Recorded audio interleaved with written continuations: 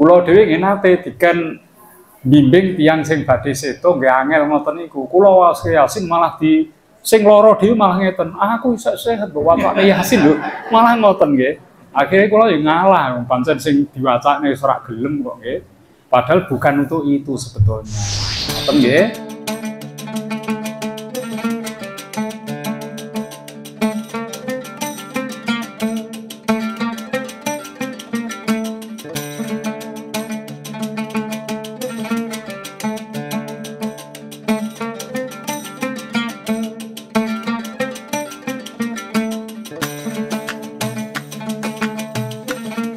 Assalamualaikum warahmatullahi wabarakatuh.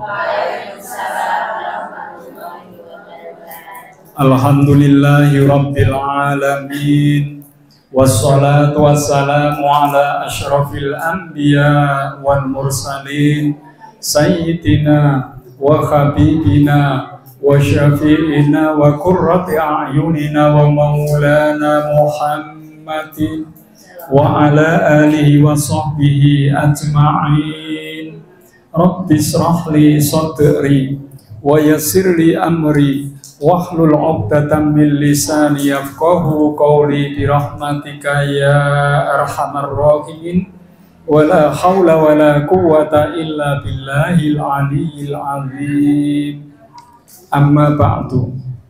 Para jamaah, Bapak Ibu saudara-saudari rahimakumullah.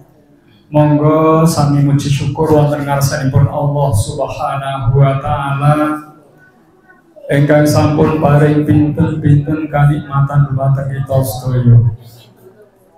Shalawat salam mugi tansah kunjuk wonten ngarsanipun Nabi kita Muhammad sallallahu alaihi wasallam, keluarginipun, para sahabatipun, mugi saged lumeber dhumateng kita sedaya. Kula panjenengan keluarga kita tiyang suwah kita wonten ing yaumil qiyamah mugi saged pikantuk syafaatul uzma.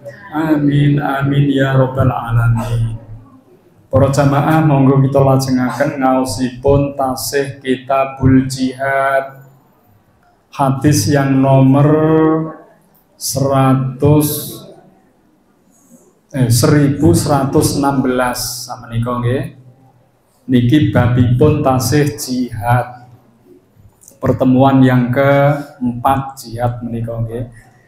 Wa an Auf bin Malik radhiyallahu an, dari Auf bin Malik semoga Allah meridhoinya, anan Nabiyya sallallahu alaihi wasallam, bahwasanya Nabi sallallahu alaihi wasallam qadha telah menetapkan bisalabi tentang rampasan, harta rampasan perang, lil qatili itu bagi orang yang membunuh.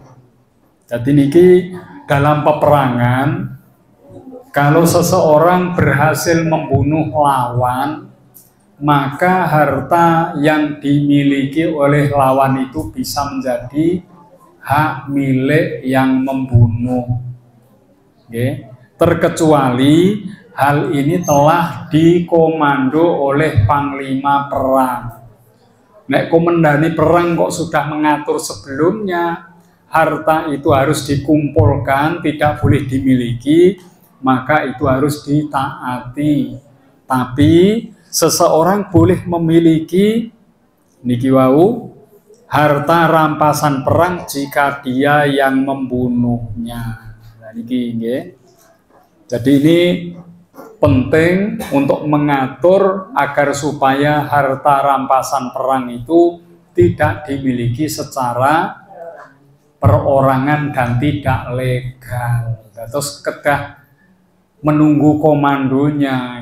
Kalau komando bilang ya yang berhasil membunuhnya, soalnya orang ini sangat berperan ya bagi pihak lawan itu sangat ditokohkan, maka kalau ada anjuran untuk membunuh dan boleh memiliki harta yang dipunya, maka hal itu pun boleh dilakukan. Ini tuh menjadi semangat agar supaya orang yang berperang itu memiliki semangat untuk membunuh lawan, apalagi orang-orang tertentu yang dijadikan target sebagai ya mungkin tokoh pada musuh itu. Wa an Abdurrahman bin Auf, dari Abdurrahman bin Auf radhiyallahu an, semoga Allah meridhoinya, fi qissati qatli Abi Jahlin, pada kisah terbunuhnya Abu Jahal. Abu Jahal itu pamannya Nabi Muhammad Sallallahu Alaihi Wasallam. Akan tetapi Abu Jahal ini mboten tergolong tiyang ingkang iman. Ya. Abu Thalib pamannya, tapi dia mendukung perjuangan Nabi Muhammad walaupun sampai akhir kehidupannya pun belum menyatakan iman kepada Allah dan Rasulnya. Niki kisah Abu Jahal, ya. Qala, dia mengatakan, fabtadarohu bisayfaihima hatta qatalahu. Ya. Niki dua orang itu saling menyerang, saling napa niku? Saling napa niki? Balapan niku napa balapan Pak Wahid? Berlomba, saling berlomba, wangel kata-kata. Saling berlomba disik-disikan niki dengan pedang yang dimilikinya untuk membunuh Abu Jahal. Dua orang tuh saling berlomba, saling ingin mendahului untuk membunuhnya. Hatta qatalahu, sehingga dua orang itu berhasil membunuh Abu Jahal. Jadi Abu Jahal niki awalnya telah dilukai kakinya, tapi masih hidup, masih bisa berperang. Berikutnya orang lain memotong kakinya, dia mulai lumpuh, tidak lagi bisa bergerak. Akhirnya ada yang datang lagi memenggal lehernya. Nah, niki sing terakhir niki nggih. Dia berhasil membunuhnya. Ya, dua orang ini saling berebut untuk membunuh Abu Jahal, sampai Abu Jahal pun terbunuh oleh kedua orang itu. Summan sorofa ila Rasulillah Sallallahu Alaihi Wasallam. Setelah itu orang itu melaporkan kepada Nabi Muhammad Sallallahu Alaihi Wasallam. Ya. Fa'ahbarohu, dan menceritakan tentang terbunuhnya Abu Jahal. Faqala, Rasulullah dawuh, ayyukuma qatalahu, apakah kamu berdua ini yang membunuhnya? Ya. Hal masah tuma sayfaikuma, apakah kamu telah membasuh, membersihkan dua pedangmu, dua pedang orang itu? Qala, dua-duanya menjawab, la, ya, tidak. Jadi pedangnya belum dibersihkan dari darah. Qala fanadhara fihima, kemudian Rasulullah itu melihat pedang kedua orang itu masih berlumuran darah. Faqala kilakuma qatalahu, Nabi Muhammad dawuh, kilakuma, keduanya kamu, qatalahu, telah membunuh Abu Jahal. Soalnya pedangnya tasih wonten bekas darahnya, berarti berdua ini telah membunuhnya.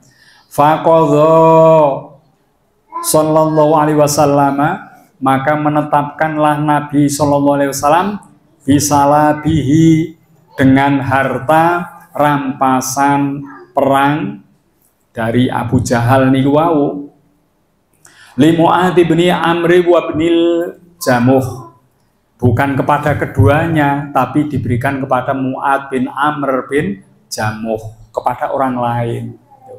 Ini menunjukkan bahwa harta rampasan perang tidak untuk dimiliki secara pribadi, ya, tapi Rasulullah memilih mana di antara sahabat ini yang paling berjasa dalam pembunuhan Abu Jahal itu. Memang yang menggal kepalanya dua orang ini, tapi yang melukai awal sehingga Abu Jahal tidak lagi bisa bergerak itu orang lain. Maka Rasulullah memilih untuk memberikan harta rampasan perang, yaitu termasuk baju besi, pedang, termasuk perlengkapan perisai dan yang lain ini diberikan kepada sahabat yang lain.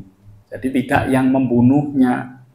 Karena yang membunuhnya itu sudah nopo istilah wis ketemu akhir wis karek gemledak karek celeng ngoten mawon. Sing awal yang mencari yang ngincer kakinya itu yang sulit. Ya, karena Abu Jahal itu juga pandai di dalam strategi peperangan. Maka Rasulullah memilih untuk memberikan harta rampasan kepada yang lain. Dari sini bisa dipahami bahwa harta rampasan perang itu harus mengikuti komando panglima perang. Bagaimana cara membaginya harus sesuai dengan yang memimpin peperangan. Ya. Niki antawisipun nggih dipun lajengaken niki wau dugi pundi. Muttafaqun alaih, hadis ini diriwayatkan oleh Imam Bukhari dan Muslim.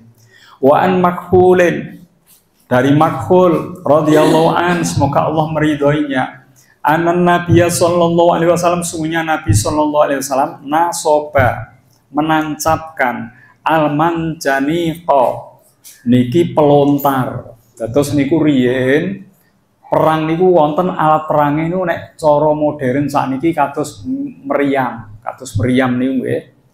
Jadi dilontarkan, tapi nek riyen niku ngangge kados dene napa Pak? Ketepel niku Pak jenenge. Pak Joko ketepel ngene nggih. Dadi dilontar niku tapi napa niku watune diobong sik watune niki. Sampai merah, kemudian dilontarkan dengan tenaga banyak orang, akhirnya ya, itu akan terkirim ke tempat musuh. Nah, ngoten niku riyen. Jadi urung ana Maryam ini dari wonten nggih. Maryam Belina dari wonten niku. Carane ngoten niku. Ya pelontar ngoten niku nggih. Niki manjanik naminipun ala ahli Thaif, kepada ahli Thaif, orang-orang Thaif, penduduk Thaif. Penduduk Thaif niku yang dahulu Rasulullah pernah mau berdakwah nembe dumugi ngene gapura pintu masuk ke penduduk Thaif sudah dilempari batu. Di Thaif seperti itu. Saat ini nek panjenengan derek umroh kadang-kadang ada kesempatan untuk berkunjung ke Thaif ya, tapi tidak sekedar melihat napa niku tempat-tempat sejarah ya. Di sana sudah istilahnya hiburan, ya, hiburan teng mriku niku. Naik kereta gantung ngoten niku nggih. Dan iki kalau riyen Rasulullah ngoten niku. Wonten Thaif melontarkan batu-batu yang telah dibakar untuk menghalau musuh ya. Niki peperangan zaman riyen ya.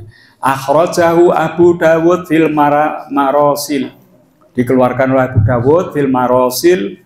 Niki termasuk hadis yang mursal. Mursal niku hadis sing boten wonten napa niku sahabatipun. Jadi niki melompati dari sahabat. Niku mursal nggih. Jadi mursal niki nggih wonten sebagian ingkang dipun nggih pedoman, wonten sebagian ingkang dipun tolak. Warijaluhu thiqah, ya, periwatannya kuat niki. Wa wasalahul Uqailiyu bi isnadin dhaifin, sampaikan pada Uqail dengan sanad yang dhaif, yang lemah, an aliin dari jalur Ali. Wa an Anas radhiyallahu an, dari sahabat Anas muka Allah miridhoinya, anan Nabi sallallahu alaihi wasallam, bahwasanya Nabi sallallahu alaihi wasallam dakhala Makkah, masuk kota Mekah, wa ala ra'sihil mighfaru, pada kepala Rasul itu masih ada topi pelindung. So saiki ya topi baja niku nggih. Ono helme untuk melindungi kepala supaya tidak terkena panah dan senjata. Niki Rasulullah ngagem niku masuk kota Mekah ya 630 tahunnya. Falamma naza'ahu ja'ahu rajulun. Ketika Rasulullah itu melepas tutup kepala, ini tutup kepala boten imamah, boten peci niki boten, tapi niku tutup kepala untuk melindungi dari senjata musuh. Setelah dilepas, ja'a rajulun, datanglah seorang laki-laki, faqala berkata, Ibnu Khotolin, namanya Ibnu Khotol, muta'alliqatun bi astaril Ka'bati. Dia itu sedang nopo niki istilahnya menek tenggene dindinge utawa penutup Ka'bah. Satir ini kan penutup ya. Jadi piyambake mriku Ibnu Khotol niki sedang bergelantungan di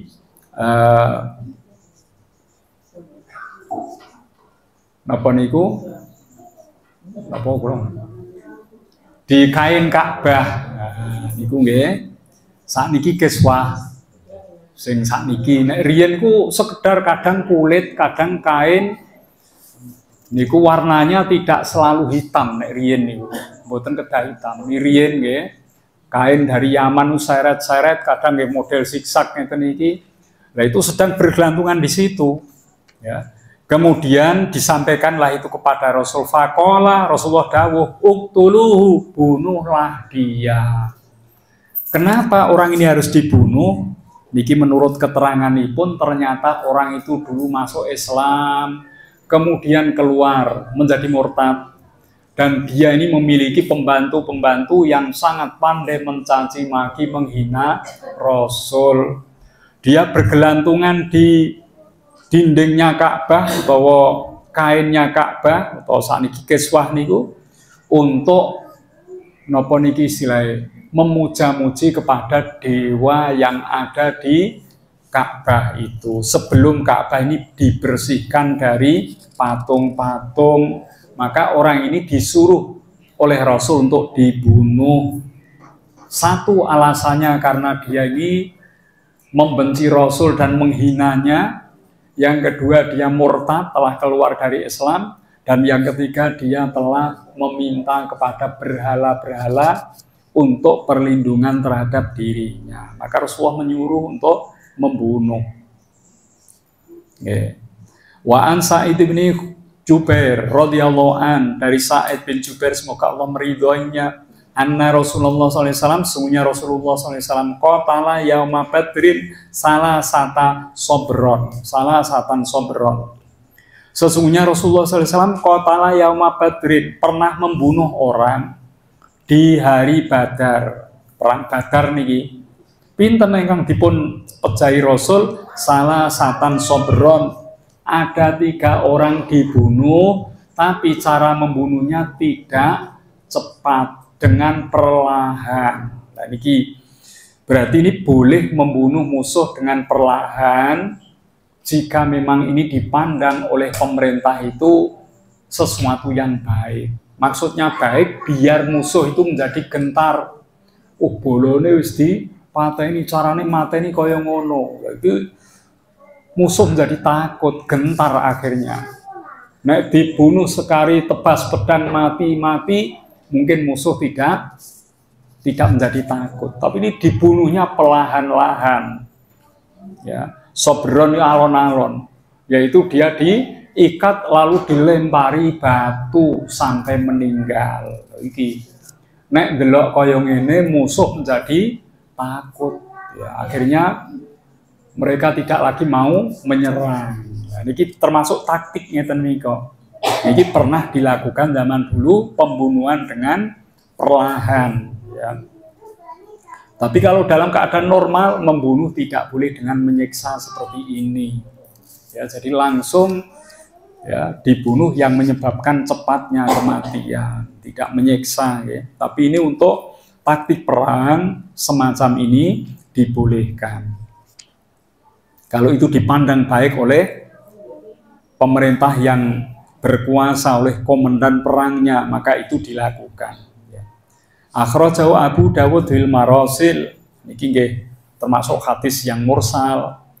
Ada sahabat yang terlewatkan langsung pada Rasulullah. Ngeten menika nggih wonten sing ngangge, wonten ingkang boten. Tapi warijaluhu thiqatun. Tapi sing riwayatake niki kuat. Ya, kuat orang-orang yang baik. Ya. Wa an Imran bin Husainin, dari Imran bin Husain radhiyallahu anna Rasulullah sallallahu alaihi wasallam, sesungguhnya Rasulullah SAW fada menukar rajulaini minal muslimaini, dua orang laki-laki dari muslim, birajulin min musyrikin, dengan satu orang yang musyrik. Akhrajahu Tirmidzi, dikeluarkan hadis oleh Imam Tirmidzi, wa shahhahahu, dan disahihkan. Niki ngeten, zaman perang niku ada orang yang ditangkap, tidak dibunuh nggih, sebagai tawanan perang. Dia sudah menyerah, ya, menyerah ini tidak dibunuh. Akhirnya ditawan, ditawan.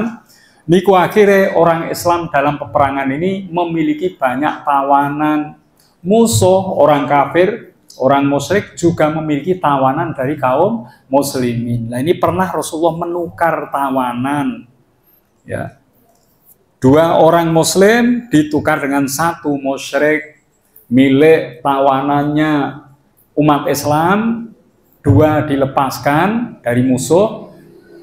Tawanan milik orang Islam, yaitu orang musyrik yang tertawan, satu dilepas. Jadi siji dijoli loro. Niki nanti menukar tawanan kados teng Israel nggih ngoten. Tawanan orang Israel niki wonten ingkang diganti dengan tawanan Palestina. Ya, jadi tidak dibunuh, ditukar. Niku boleh nggih kados ngoten menika. Ya, sekedap malih.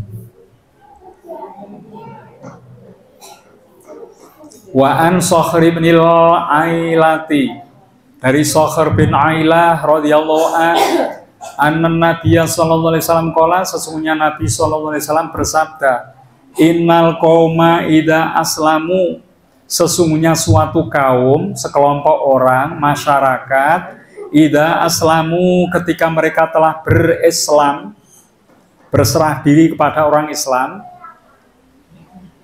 ahrazu dima'ahum, maka terjamin, dilindungi keselamatan mereka. Dima'ahum itu darah mereka. Istilahnya nek wong wis menyerah, sudah masuk Islam apalagi, maka darahnya diharamkan untuk dialirkan, nggak boleh dibunuh, dijamin keselamatan hidupnya. Niku nek pun menyerah, ya, apalagi masuk Islam. Jadi orang menyerah tidak boleh dibunuh. Itulah sebagai tawanan perang karena menyerah. Ya.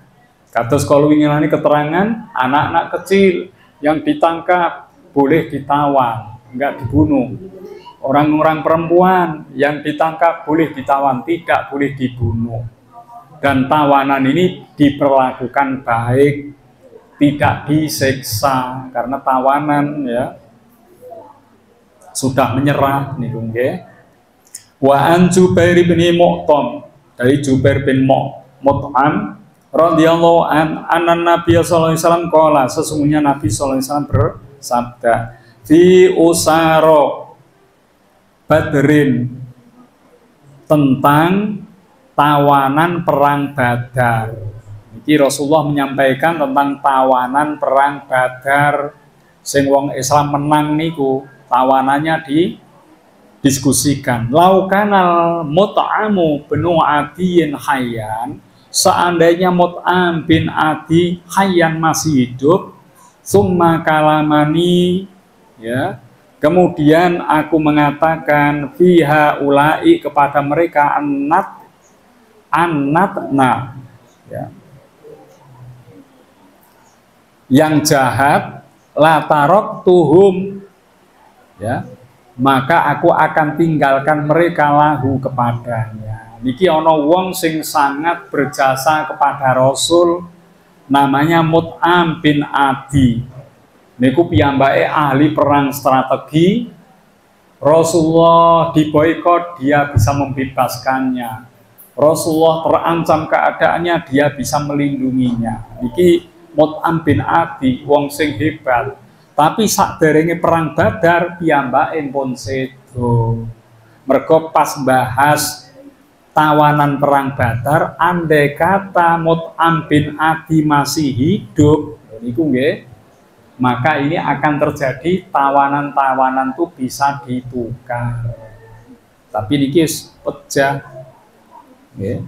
Niku mengandaikan soalnya seseorang ini telah memiliki jasa besar kepada pihak muslim, ya. Jadi andai kata kok musuh banyak ditawan begitu, maka dia ini akan diserahkan oleh Rasulullah kepada Mut'am bin Adi. Tapi dia telah meninggal sebelum peperangan Badar ini berlangsung. Bon niki mawon nggih. Niki mawon, monggo selajengipun pertanyaan-pertanyaan, boleh masalah yang dibahas sore ini tentang tawanan perang, tentang taktik perang, tentang membunuh dalam peperangan, tentang sikap kepada tawanan perang, ya. Ini telah disampaikan dari beberapa hadis di bab ini. Monggo selajengipun menawi wonten pertanyaan-pertanyaan baik di bab ini maupun di luar bab ini. Monggo nggih. Assalamualaikum warahmatullahi wabarakatuh. Waalaikumsalam warahmatullahi wabarakatuh. Tentang keutamaan pembacaan Yasin pada waktu kita menengok orang sakit. Karena pas di waktu orang itu sakit, kita mengharap keajaiban dari Allah Subhanahu wa taala. Tapi mungkin terkadang ada orang yang bilang gini, itu kan yang sedang sakit kok dandang-dandang. Maksudnya itu mengharap entah yang lain apa enggak ada gitu. Padahal kita membacakan surat Yasin itu biar ada keajaiban dari Allah Subhanahu wa taala. Mau tahu kejelasannya, manfaatnya itu apa, dan minta penjelasannya. Itu saja. Wassalamualaikum warahmatullahi wabarakatuh. Waalaikumsalam warahmatullahi wabarakatuh. Membacakan surat Yasin kepada orang yang sedang sakit, ini harapannya yang membaca supaya Allah memberikan kesembuhan jika yang sakit itu akan menjadi sembuh, supaya segera sembuh. Tapi kalau Allah menghendaki lain, supaya yang sakit ini tidak mengalami masakot, kesulitan, ya. Napa niku istilah masakot niku nggih, mati ya ora, urip ya ora, ngoten niku nggih. Ya. Seperti itu, maka dia berharap segera diambil oleh Allah. Mestinya ngoten, tapi banyak di masyarakat hanya mengambil satu, nek wis diyasinke berarti kepingin nenek nang mati, ngoten niku. Lah ini bagaimana mensikapi semacam itu? Padahal mestinya tidak seperti itu. Mestinya nika wau, nek Gusti Allah ngersake enggal sehat, mugi-mugi nang sehat, aja lara-laran kaya ngono sing mesake wong delok. Nek pancen Gusti Allah ngersake badhe dipun pundhut, nggih enggal dipun pundhut ampun mengalami masakot. Masakot itu ya apa bahasane apa Pak Wahid?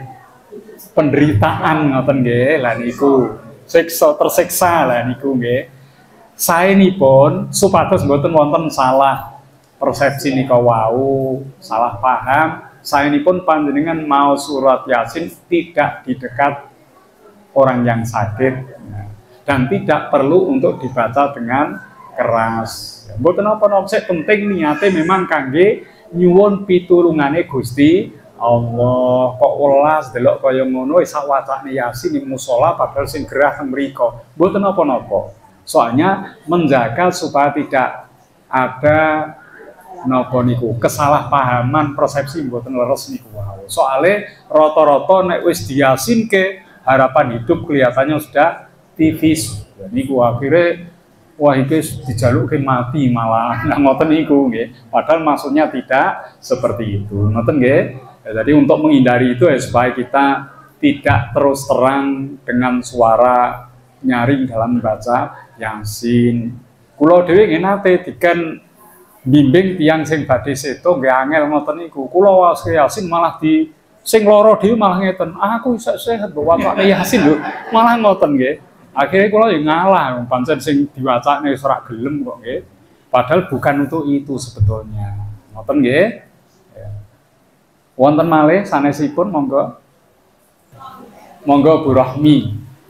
Assalamualaikum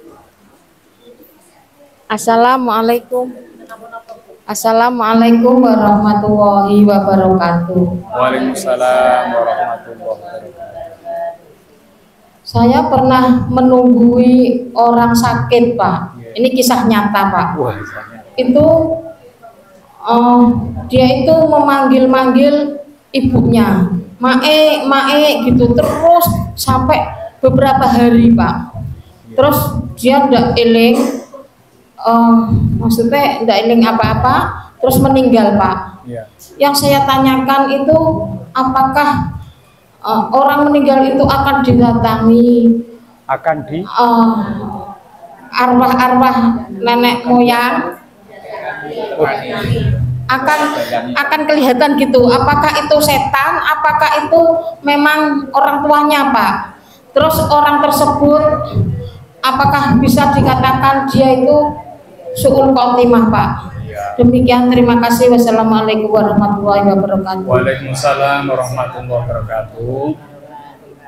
Ini memang fenomena di masyarakat banyak seperti itu. Orang menjelang kematiannya yang disebut-sebut ibunya, mae utawa nek coron desa biung, boe, ya. Kok mboten bapak sing disebut?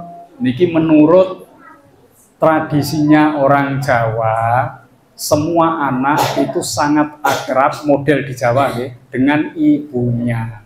Kan wonten sing akrab karo bapak ini wonten naminipun paternalis niku akrab karo bapak ini akrab karo ibu sejak kecilnya, baik laki-laki perempuan pokok ibune ning ndi diikuti, blonjo melu ning kono melu wis pokoke melu terus ya. Sehingga kesan di otak belakang menjelang wafat itu kan otak besar ini sudah tidak berfungsi baik, yang baik ingatan di belakang. Ini tersimpan kecintaannya pada ibu, mbok, biung sak piturute niku wau, akhirnya pada saat menjelang sakaratul maut itulah yang muncul, yang tersimpan. Ya. Apakah semacam ini tidak husnul khotimah? Nek tiyang niku muslim, boten dados syirik, pokoknya saya muslim lho nggih. Kematiannya pasti husnul khotimah. Husnul khotimah tidak harus membaca kalimat la ilaha illallah, tidak harus. Kula njenengan wis bendina maca la ilaha illallah. Kemudian mau mati tidak bisa membaca itu, tapi kita masih yakin pada Allah ngeten iki husnul khotimah. Nggih. Lah nek kula njenengan digodha, akhirnya kok percaya pada Tuhan yang lain, keluar dari Islam, mati. Lah niku naminipun su'ul khotimah. Jadi husnul khotimah itu insya Allah kula njenengan muslimnya terjaga sampai akhir, itu namanya husnul khotimah. Tapi banyak orang salah paham, nek iso maca la ilaha illallah akhir ayat itu husnul khotimah, nek ora iso maca iku dianggap su'ul khotimah. Mboten ngoten.